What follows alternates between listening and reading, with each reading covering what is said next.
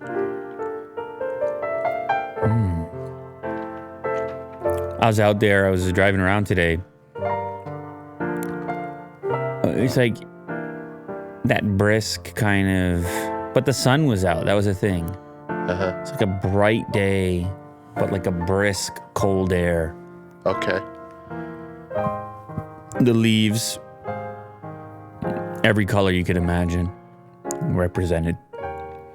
A variety of yellows and oranges and obviously reds. Some falling to the ground slowly. Yep. That was me. I was driving around. I was shooting a car video.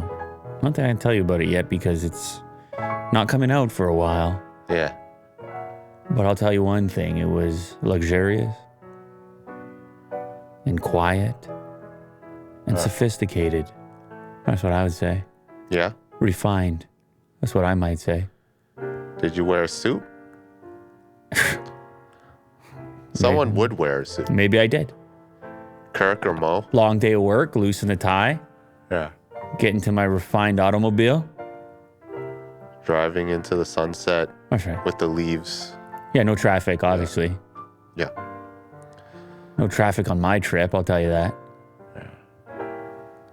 Well, that's good. Relax. I saw this going around on Twitter. This is less relaxing. This thing is aggressive.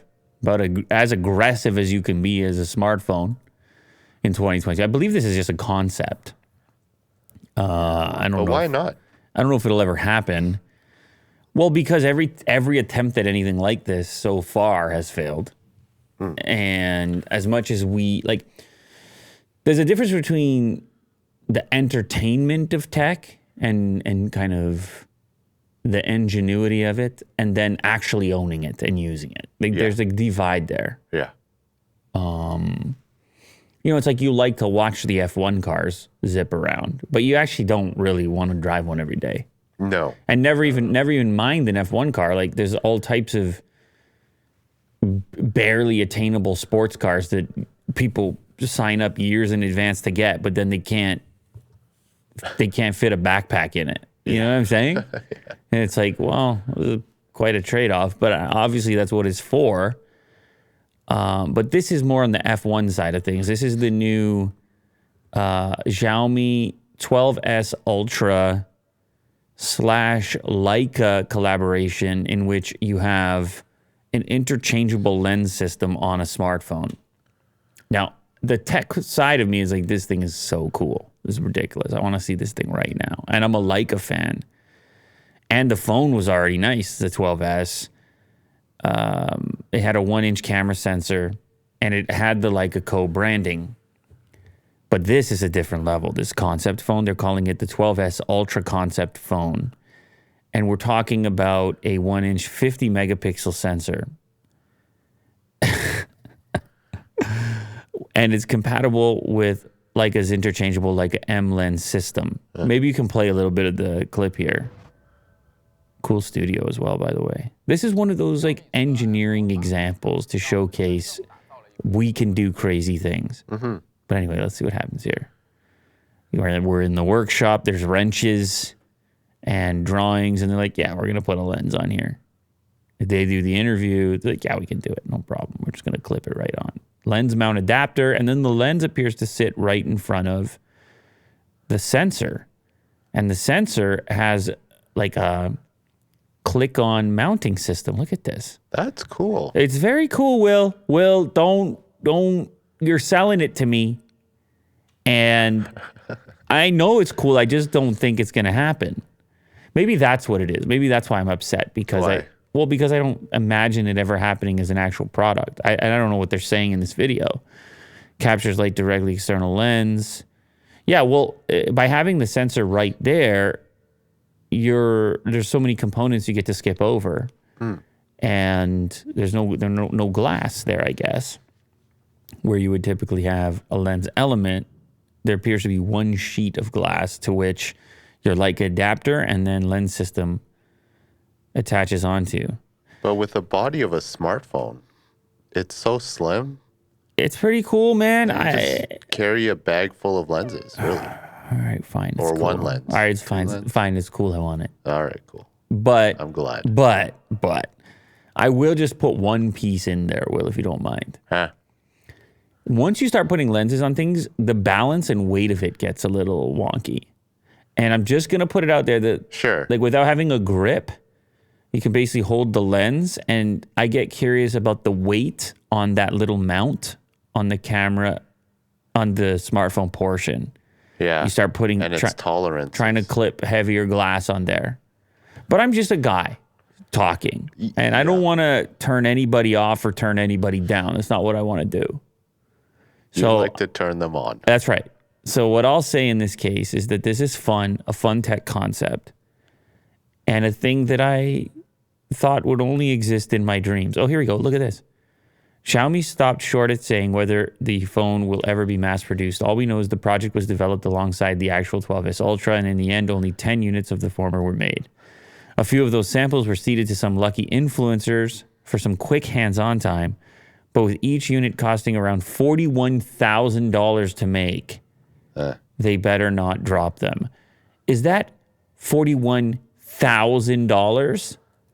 Seems like it. Good lordy. You see how the economies of scale, mass production, how this stuff works, Will? You just want to make 10 of a thing? Yeah.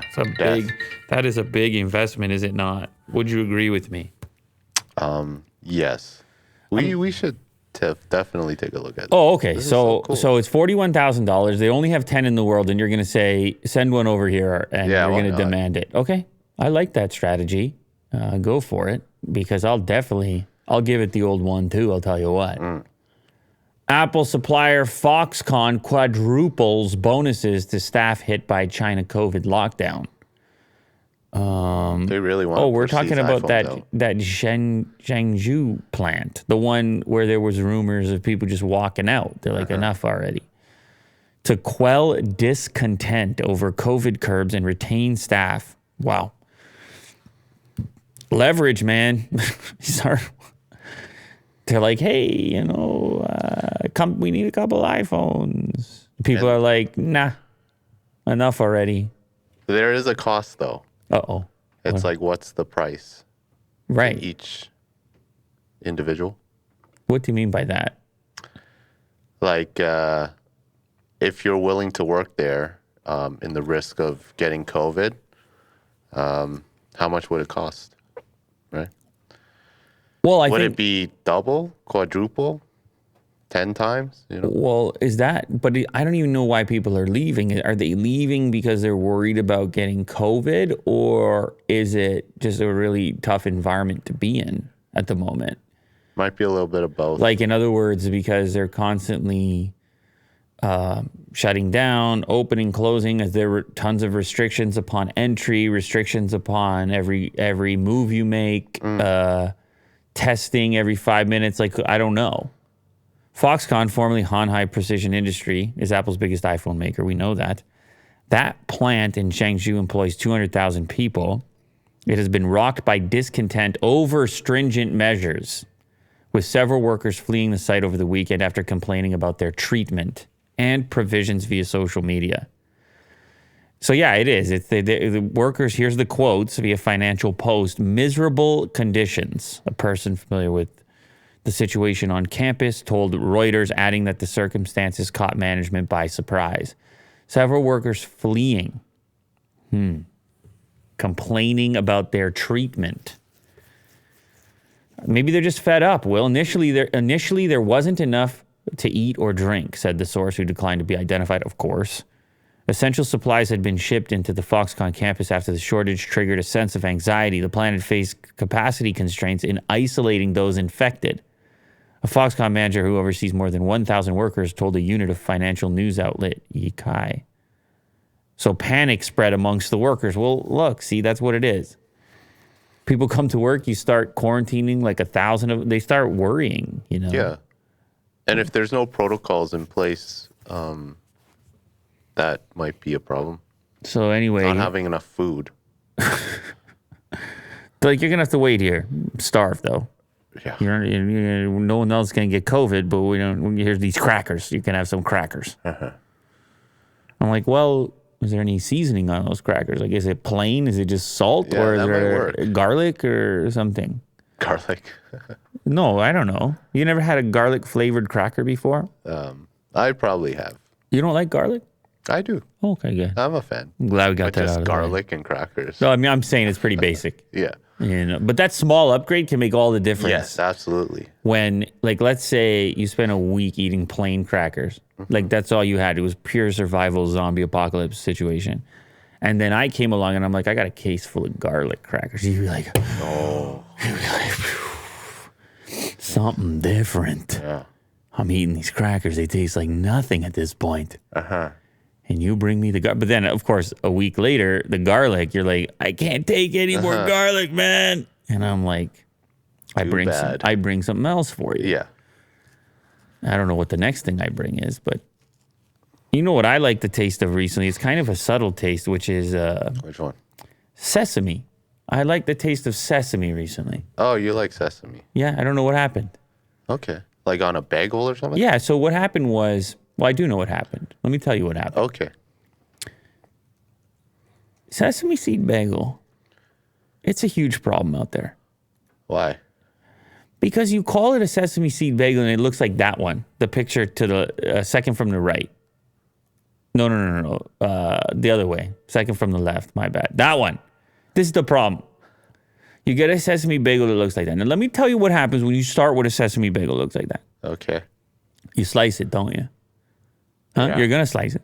Uh-huh. Okay, you slice, you lose 17 to 20 sesame seeds just while you're slicing, right? They fall off. They're on the plate. Sure. I mean, they're barely stuck on there. I mean, it's the nature of it. I'm not telling them to glue it on there. I'm just saying. Then you put it in the toaster. Uh-huh. During the course of the toasting, you lose another 6 sesame seeds. After it pops up, you lose another 18 because now they're crispy and they want to pop off. And by the time that thing's out of the toaster, there's 4 sesame seeds on it. Yeah. You can't call that a sesame seed bagel. Yeah. No, I agree. Now, It's very loose. I had the experience of a proper sesame seed bagel that was covered. It was doused in sesame seeds that didn't budge. Okay. And I said to myself, my God, there's Finally. something to that. This is what has been missing on the sesame order I've had in the past, Right. is just the sufficient number of sesame seeds. You got to have it. So I'm just saying, you may have never had a sesame seed bagel because you kept getting the weak one. You got to have the potent one, and then you really tasted the sesame. You understand, Will? This is all I'm trying to put out there. I gotcha. Okay. I'm glad we sorted that out. I just wanted to make sure people were aware and I wasn't keeping that information to myself. It wouldn't feel right. So I'll swap out your garlic crackers for sesame seed bagels at one point and you'll celebrate that as well. Okay, good. I'm glad. Foxconn tried to bring the people back. They say, no, we're irate. They say, no, your restrictions, we're scared, whatever, anxious. These are the quotes. And they say, what about a bonus? Are you less scared with a bonus? And they say, slightly. I'm slightly less scared with the bonus. 15,001 bonus. I don't know what that amounts to in USD. Reuters reported on Monday the production of iPhones in November could slump by as much as 30% as the plant at the plant due to the situation. So they say, we give you the bonus. Will you still put up with our COVID stuff? And the people, they say, they weigh it out, don't they? And Willie Doo's currently getting us the currency conversion on this, whatever this offer actually is in USD. It is It's about $2,000. $2,000. $2,000. Please come back. Please make some iPhones. They leave a voicemail. We need you to make some iPhones. Give you $2,000 or 15,001. Oh, I'm sold. You're coming back? Yeah. Oh, that's all it takes. Okay, good. I'm glad we sorted this out. Uh-huh. That was going to be a tough negotiation. You just needed a little jingle. Little jingle. Laser attack blinds autonomous vehicles, deleting pedestrians and confusing cars. Will, why you got to scare me with this stuff now? On October 31st is when it was posted. That's Halloween. Yeah. Oh, Hey, I'm scared of this too. oh, man, that's brutal. So the laser Someone points a laser. Look at the guy who points the laser in the diagram. Mr. Evil. So evil. Points the laser at the victim's vehicle at the LiDAR sensor. Yo. And the person is no longer detected. So they're just running over pedestrians in their autonomous mode. It completely obscures the presence of the pedestrian. Yikes. University of Florida. Self-driving cars, like human drivers that preceded them, need to see what's around them to avoid obstacles and drive safely. The most sophisticated autonomous systems typically use LiDAR, spinning radar, type device that acts as the eyes of the car. LiDAR provides constant information about the distance to objects so the car can decide what actions are safe to take. But these eyes, it turns out, can be tricked. New research reveals that expertly timed lasers shined at an approaching LiDAR system can create a blind spot in front of the vehicle large enough to completely hide moving pedestrians and other obstacles. The deleted data causes the car to think the road is safe and continue moving along, endangering whatever may be in the attacker's blind spot. I don't like it. I don't like, because if you think of other visual systems, presumably if you hit other visual systems with some sort of obstruction, they say, hey, I can't see, like cameras or something. LiDAR, on the other hand, I guess is susceptible. Now, call me crazy, Will, but I think there's no LiDAR in Tesla. No, I think they're just using cameras. Call me crazy, Will. Yeah. So, although some other car manufacturers could be using LiDAR still. Sure. Or, for the future. And I'm sure there's all types of benefits associated with it. You have to wonder what the actual risk factor of this is. Obviously, they've proven it here as a concept, but you have to wonder what the risk is for real world situations. Bad people shining lasers. It is the first time LiDAR sensors have been tricked into deleting data about obstacles, a vulnerability uncovered by researchers from the University of Florida. The findings are going to be presented at the 2023 Usenix Security Symposium and are currently published on ARXIV. So listen, I presume the discovery of this exploit, the discovery of this attack is going to prompt those who develop these products to try to find a way to shield it, to try to find a way to avoid it. So it is a good thing when these are discovered, because then people can't actually be out there doing this type of attack. But then on the flip side of it, you get all types of kids that get inspired, like, oh, I can trick your electric car. Like a TikTok trend. Oh, don't even say it, Will, because I can smell it already. I almost think this could be very tech savvy. Like it's a assassination attempt or something. Holy, it's a big like leap. Something heavy like that. It's a big I leap. don't know. Like this is scary. No, it's very, it's not. There's more EVs on the road now. No, it's not good. It's not good. And this is the age-old thing, right? The more we embrace technology, the more you begin to expose the ways in which all of it can go wrong. But a lot of things can go wrong. As much as you can trick the LiDAR system, you can also trick a person. You can also shine a laser into the eyes of the driver, and they might swerve into oncoming traffic. You know what I'm saying? Yeah. So it's like, it's all dangerous moving around these giant metal buckets on wheels. Yeah. Speaking of metal buckets on wheels, Porsche Design is selling a $12,000 speaker built from a 992 GT3 exhaust. I have seen these bespoke speaker units in the past. They are very strange and interesting.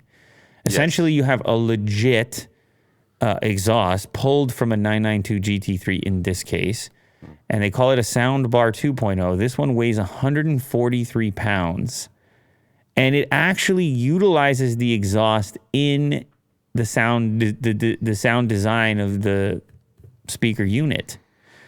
The Porsche 911 Soundbar 2.0 is an impractical but nonetheless rad, this is according to The Verge, custom 212-channel Dolby Atmos capable speaker built by Porsche Design, 300 watts, 4K pass-through HDMI. Oh, you actually have Apple AirPlay 2 and Google Chromecast in there. You're not going to want to move it around very much at 144 pounds. And you also have an option to just mount it to the wall. This is for the type of car enthusiast that just wants to stare at an exhaust, at a 992 exhaust as they listen to their movies and music and such, and they have 12,000 to spare. But it's like, it's so in your face. Yeah. Are you just gonna mount that on your wall? Well, above your what if you TV? had like a really minimal interior, and this was a focal point? Yeah, maybe a Porsche right next to it. Yeah, I don't know. There must be some sort of aesthetic where this works out. It's not going to be for everybody's interior, that's for sure. But in the right environment and in front of an audience that can appreciate it, they'd be like, "Damn, dude, is that a 992 exhaust?" And you're like, "Absolutely." Perfect. And then Got him. you pull it off, Yeah. 12 grand. Order it up right now. Silver only. Wow. Very cool. They don't say what year. I guess it's really made in Germany. There you go. Original exhaust system from the Porsche 992 GT3. Wow. Yeah, truly a unique item. I mean, people pay for all types of weird things, Will. Yeah. Especially if they're limited or unique. It's a pre-order right now. People pay for weird things. Enthusiasts pay for weird things. And rich people pay for really weird things. I would like to know how this sounds, though. Yeah. Aren't you curious? Isn't there like a play button here? It sounds like an exhaust system, actually. No. Okay. Yeah. Pantone wants $15 a month for the privilege of using its colors in Photoshop. Oh, stop, Will. Why you got to do this to me? This is a real thing going on. Yeah. Changes have already hit some users, but communication and timing are muddled. I haven't launched Photoshop in a bit, but Pantone wants $15 a month to use its colors in Photoshop. It's a lot of colors. So, how can they? I don't understand. Like, can't I just select these colors? What's going on? Well, break it down for me. I believe there's a library of colors in like a theme library where you can pick, and it's Pantone is one of the libraries. And if you don't pay for these colors, you don't get that library. Using the extension is free once you've created an account, but using the full library of colors, creating unlimited color palettes and a dozen more tools to create smarter, more impactful palettes will now require a subscription that runs you $15 a month or $90 per year, on top of what you're already paying to use Adobe's apps in the first place. I could browse through colors using the basic version of the extension, but trying to browse and select most colors from most libraries prompted me to pay for a subscription. Well, listen, what do you want? What can you expect, Adobe? You go to the subscription model. You start charging people monthly for an app that you used to be able to purchase one time. And all of a sudden now, all these peripheral players are saying, well, we want some of that too. We want that monthly recurring fee and the subscription. Today, if you open a PSD, even one that's 20 years old, with an obscure Pantone color, it will remove the color and make it black. And then Pantone wants $21 a month for access, and solid coded goes behind the paywall in early November. So you open... This is what happens when you copyright Yikes. a color. Yikes. Well, listen. They have full control over They it. should totally have a grandfather process here where your old projects don't show Yeah, up they like get a that. pass. Holy moly. The change appears to be rolling out gradually, and uncoded Pantone libraries will be removed after November 2022. Wow. Yeah, I can't imagine people are happy with that. I don't know who would be cheering for this. I don't know who's really defending it. But a lot of people use Pantone for a variety of This just complicated their things, lives. mediums. This just complicated their lives big time. And I don't know what is the price, right? $15 a month. I don't know why the other guy said 21. Was he talking some other currency? But like, is the price right? Like 15 a month? It seems like a lot. I don't know though. I mean, once you get into these pro applications, people, they just pay it. They're like, I need to have it. Yeah. So it's a tough spot to find yourself if you're. Let's see what the comments say. Let's see what the top comment. Maybe we're a little too focused on the term RGB. All colors are expressed numerically, are they not? Some programs will send a signal to the digital device This guy's going deep. The other person says you could represent any color by 6-digit hex codes. They don't own the actual colors, just the process in which those colors translate to actual colors in the physical world. But that starts with coding the color in software, which they can and just did deny users access to. So, oh man. So he's right. He's saying that the hex code in the app guarantees that the color you're getting digitally, if manifested in reality, is going to match the physical Pantone you're holding. Wow. This next person says, can we get a short explanation here? 2 to 3 sentences. And somebody actually obliges and says, short story, standardization of color between different media, print, digital, fabric. So clothing designers and things like that, effects as well, merch, production. Long story, web uses RGB, but print uses CMYK. And for fabric, you use dyes. RGB is additive, CMYK is subtractive, and dyeing is a chemical process. With Pantone, you can just give someone the Pantone color without having to worry about what color process they're using to render that color. You can't just give someone the RGB values. Wow. Pantone. It's very powerful. Monopolize the cornered. It is it is too. pretty impressive that they can that can be achieved. Color across different processes to meet that criteria. Wikipedia is looking for a donation from you right now. They're looking for a couple of bucks. No kidding.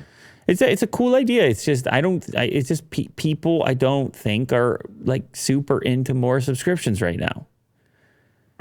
Yeah. Right? And they don't want to be nickeled and dimed. And so this is what it is. And so the people keep getting rinsed, squeezed. I don't know what to tell you. But I always thought Adobe had our backs, where they would pay some sort of fee. Wait a second. Adobe has your back? Since when? I want to know. How do I get Adobe to have my back? They would actually pay the rights for Pantone in some way to let them use the Pantones in the library. X-Rite, a supplier of color measurement instruments and software, purchased Pantone for $180 million in October 2007. All right. Who knows? Probably worth more now, especially with the subscription fee. Now it's about to be $1 billion company. Uh-huh. Amazon gives Prime subscribers access to 100 million songs. 100 million. Today announced an expansion of Amazon Music, which is now available almost in full to Amazon Prime subscribers, providing Amazon Prime users with access to the full catalog of 100 million Amazon Music songs, up from the original 2 million that were available. I didn't even know that. It was 2 million up until now, and then they're like, listen, we don't want you to cancel your Prime, all right? We understand inflation, this and that, subscriptions. Please keep this one. And they're like, we got a couple TV shows, and you're like, I don't care. That's you. Yeah, you're like, I'm out of here. And then they're like, we got even more music, and you're like, no, you're not. I don't know. I'll give it a shot. You'll give it a shot. Yeah. See if it has what you're looking for. Amazon Prime subscribers are not getting unlimited on-demand access to Amazon Music tracks, but the full catalog is available when using shuffle mode. Songs are ad-free, and users can create playlists that are tailored to personalized listening preferences. Shuffle Play is available for any artist, album, or playlist. The experience will be similar to other services like Pandora. Interesting. So it's not quite to the extent of Apple Music or YouTube Music. However, you're getting Amazon Music access and what you're already getting with Prime Video, Prime shipping for $14.99 a month or $139 per year. I'll take the Pantones. Okay. It's the same price. It's the exact same price as the Pantones, $15 a month. You want your colors. No, I don't know. More than the music. I don't know. I mean, I already subscribed to too many music services. I have YouTube Music, Apple Music, and Spotify. Like, I don't. And by the way, I'm not doing that because I'm a maniac. I like to test them all out because we talk about them so much. So I like to use them all and see how they approach things differently. Yeah, for me, it's about the algorithm. I just want to start with a song and then let them figure out. Right, and which do you prefer at the moment? I never use Apple Music, so I don't really know. Right now, I'm just using YouTube Music. YouTube Music, yeah. Well, the thing that I noticed with YouTube Music, since it dives into YouTube itself, my kids will often be looking for like a remix or something, and they don't even remember where they heard it. But it just so happens that remix was only ever posted to YouTube, and YouTube Music can find it. And neither of the other platforms can. Right. Because they have the whole inventory of audio only files, but then they also search this inventory of like user uploaded remixes. And you get the video. More obscure stuff. They don't. It's in the car mostly, so the video doesn't really matter. Yeah. But it's just they never make a request to play a song that's ever denied on YouTube Music. But there are times on Apple Music or Spotify where it's not available. Mm-hmm. Yeah, there's so many covers on YouTube Music. It's a huge. I'm curious how the inventories actually compare, but it's huge on YouTube Music. Last one. PlayStation VR 2 launches February 22nd for $549. Sony's next VR headset will be available early next year. It's a major upgrade from the previous model with an OLED screen and 110-degree field of view. You got to have the OLED screen on these things. It's beautiful to look at. Gotta. $550, we talked about this before. We feel like it's maybe a little bit pricey because the console itself is like the same price. Mm-hmm. So it's a little bit... And it's more than the Quest 2. Well, sure. Yeah. So. I presume the specs are going to be better than the Quest 2, though, right? Oh, yeah, definitely. Yeah, pre-orders for the PSVR 2 will begin on November 15th, limited to Sony PlayStation Online Store in many markets, including the US, UK, France, Germany. Games including Horizon Call of the Mountain will also be available to pre-order later this month. This headset is a major upgrade over the original with the OLED screen, 110-degree field of view, 4K HDR support. It also supports 120 hertz for smoother frame rates. 4 cameras built into the front of the display, so you won't have to set up external cameras to follow your movements. And The Verge was initially impressed with their hands-on. Now, obviously, you're going to have a cable, but it is a single cable setup, so it's not too obtrusive. Maybe with the advantages, the controller, the display, and so forth, maybe you could put up with it over a wireless Quest. One single wire. What do you think, Will? Definitely. But also it has lens adjustment dials. Uh-oh. So that's is that what gets you going right there? Yeah. So you don't have to get a prescription lens.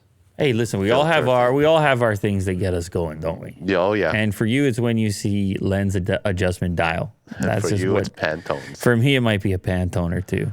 Or it might be regen braking on electric vehicles because I just ranted about it when I was driving that other one over there. Got it. PSVR games will not be compatible with PSVR 2. Keep that in mind. Sony has announced 11 new games for PSVR 2. Dark Pictures, Cities VR. Ooh, I like the sound of Cities VR. That might be something I get into. Crossfire, The Light Brigade, Cosmonious High, Hello Neighbor, Search and Rescue, Jurassic World, Pistol Whip, Zenith, After the Fall, and Tentacular. All right, Will, which one are you going to play just based on those names? I'll go for Jurassic Park. You're going Jurassic. I like the dinosaurs. You're going Jurassic in VR. That might be immersive. That could be an interesting experience. You might have made a good pick. Yeah. All right, well, we'll have to wait and see. Pre-order right now, $550. You guys let me know in the comments if you think that's pricey or if you think it's worth it given the spec sheet, the fact that maybe you already have a PlayStation 5 sitting around anyway. It's quite possible. Thank you very much to everybody who joined us here today. Thank you to Will for putting it all together. Thank you for all the dogs that were here today. Oh, there were many. It was a maximum dog output today. Yeah. 1, 2, 3, 4, 5 dog. It was a 5-dog situation. It was a dog-to-human ratio that was a little bit teetering on chaotic. Teetering on the brink of extinction. And I'm not sure which one of us would be extinct out of the two species. Yeah. Dog or man. Yeah. That's the way it felt at a moment. We have survived, and so have they. The other species I'm talking about, the dog. In fact, the dog's never looked better. Look how chill he is. Yeah, he's all right. Yeah, he's holding it down. Yeah, thanks again, and we'll see you guys soon. Later.